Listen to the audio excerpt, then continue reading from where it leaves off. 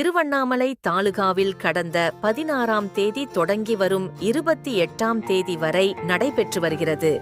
இன்று தச்சம்பட்டு மற்றும் மங்கலம் உள்வட்டங்களில் பாசலி வருவாயத் தீர்வாயம் மனுக்களை மாவட்ட ஆட்சித் தலைவர் தர்பகராஜ் பொதுமக்களிடம் கோரிக்கை மனுக்களை பெற்றுக்கொண்டனர்.